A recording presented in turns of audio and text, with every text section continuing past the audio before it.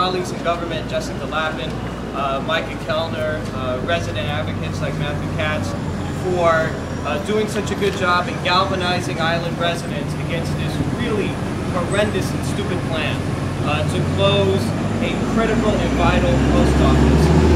The Congresswoman said it best. She enumerated all the different reasons why we cannot lose this post office. Geographically, it just makes no sense to force residents to go to other places.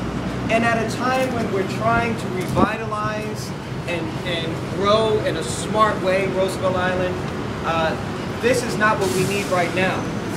And this short-sighted proposal will force residents off the island.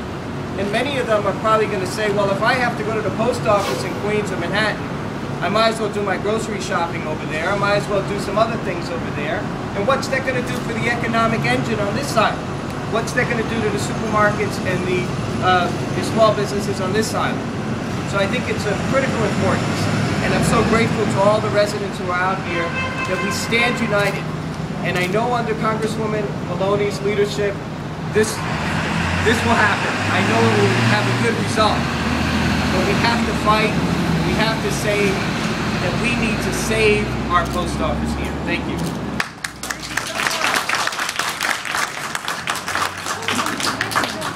Thank you, Congresswoman, for bringing us all together under your leadership. And as you can see, the community is galvanized. Because what is Roosevelt Island? Roosevelt Island is a small town in the middle of New York City. And what does every small town have? It has a post office. In fact, I just came from an island in Maine that only has 60 people living on it, not anywhere near 14,000. And what do they have on this island? A post office. So if an island in Maine can have, with 60 people living on it year-round, can have a post office, so can we.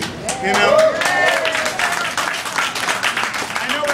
Times are hard right now in this country, and everyone's talking about cutting federal spending, but this isn't the kind of spending we need to cut. I know it's economically hard times, but that doesn't mean we should revert back to the Pony Express. No one can ford their way across the choppy East River to, as much as we'd like to get to the post office. I know deep down inside Virginia would really like to go kayaking sometime, but not to get her mail. So we're going to collect signatures, we're going to rally, the community is going to be together, and as the Congresswoman said, we can't walk on water, but then again, we don't need a miracle to save our post office. We have our Congresswoman. She's done this before, she's going to do it again under her leadership. Everyone give it up for the Congresswoman.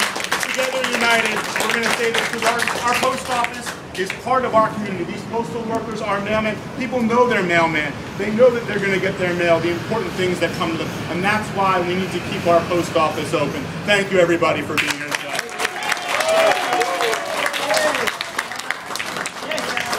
Young lady that helped us gather a lot of these signatures, Jessica Lappin. Our message today is signed, sealed, and delivered. Save our post office. We are an island, as we have discussed today. We can't swim or walk across the water. It's not just numbers on a map. It's really about what this place is and what it stands for. We celebrate our diversity, we celebrate our elderly, our disabled, and we have to take care of that. And the irony is, when the post office wanted to shut the Cherokee branch, and the Congresswoman saved it, they said to us then, the people in Yorkville could come to Roosevelt Island. Which was ridiculous then, and it's ridiculous now to say the same thing to us. So we beat them back last time, and we're going to beat them back this time. And I know that El Diario's here, so I'm going to say just a couple of things in Spanish. Nuestro mensaje hoy está muy claro. Tenemos que mantener el único correo en la isla de Roosevelt abierto y abierto sin peligro de cerrarlo. Hay muchas personas como ustedes, mayores y incapacitados de bajos recursos aquí, que necesitan tener un correo cerca de donde vivir.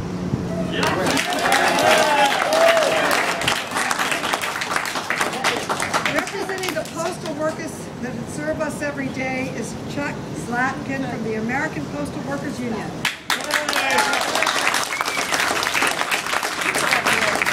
Hello, everybody. First, I'd like to thank Congresswoman Maloney, who's always stood not only for her constituents, but for postal workers and getting good postal service to the people. The bottom line for the postal unions is that if there's good service for you, there are plenty of jobs for us. They cut service for you, they cut jobs.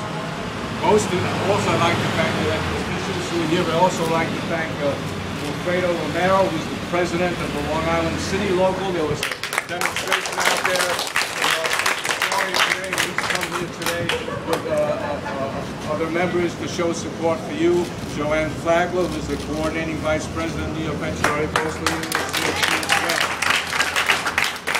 But I just want to take a minute to talk about the fact that we hear this story a lot in the media from elected officials, not this one, but that the Postal Service is in trouble, and that's the reason there has to be cutbacks. But most people don't realize that there are no tax dollars that go into supporting the Postal Service. It's totally self-sufficient on stamps and postal services that it does. What has happened in 2006, a bill was passed called the Postal Accountability and Enhancement Act, which was supposed to get the Postal Service ready for the 21st century. One of the items in that bill is it mandated that the Postal Service, no other government agency, no other private corporation or organization has to do this, but the Postal Service has to pre-fund future retirees' health benefits for the next 75 years, and they had to do it within 10 years. That means that every year the Postal Service, before it does anything, before it sells a stamp, has to send a check to the Treasury for $5.5 billion to pre-fund future retirees' health. These people haven't even been born yet. A postal worker has to work 30 years for retirement. We're talking 2.5 generations of postal workers had to be pre-funded. So when they say the Postal Service lost $2.8 billion, well, after they had to pay $5.5 billion for this insane financing, that means they actually were in the black. 82% of the supposed loss that the Postal Service is facing nationally has been mandated by Congress by these bills.